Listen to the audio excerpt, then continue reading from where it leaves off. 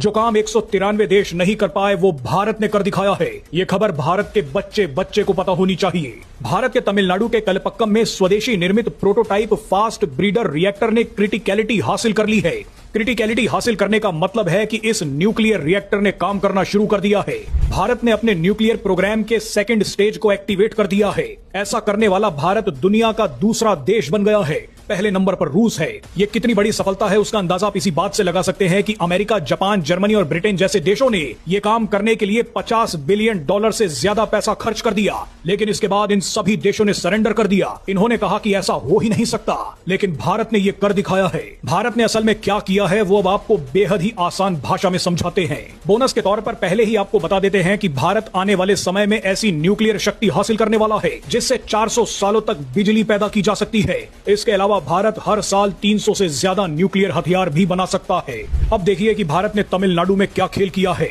भारत का fast breeder reactor criticality हासिल कर चुका है, यानी शुरू हो गया है। भारत हर साल तेल और यूरेनियम खरीदने में अरबों रुपए बाहर खर्च कर देता है क्योंकि भारत की फ्यूल क्षमता सीमित है, लेकिन अब सब कुछ बदलने वाला है। भारत ने जो रिएक्टर बनाया है वो कोई सामान्य न्यूक्लियर रिएक्टर नहीं है। इस न्यूक्लियर रिएक्टर में ऊर्जा बनाने के लिए जितना फ्यूल इस्तेमाल होता है ये उससे ज्यादा फ्यूल पैदा कर देता है, इसीलिए इसे फास्ट ब्रीडर कहा जाता है। 1950 के दशक में डॉक्टर होमी भाभा ने भारत की भौगोलिक वास्तविकता को पहचान लिया था।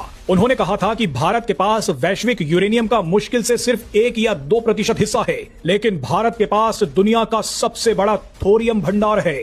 भारत के पास दुनिया का करीब 25% थोरियम मौजूद है। लेकिन भारत के सामने यहां सवाल था कि न्यूक्लियर एनर्जी और न्यूक्लियर हथियार पैदा करने के लिए तो यूरेनियम ही चाहिए, तो ऐसे में क्या किया जाए। इसी कड़ी में भारत ने अपने थोरियम को यूरेनियम में बदलने का प्रोजेक्ट शुरू कर दिया और अब भारत ने थोरियम को यूरेनियम में कन्वर्ट करने की दिशा में सबसे बड़ी बाधा को पार कर लिया है। यानी आने वाले समय में भारत को अब किसी देश की तरफ यूरेनियम के लिए नहीं देखना होगा। भारत अपनी ही मिट्टी और चट्टानों से थोरियम को यूरेनियम में बदल देगा।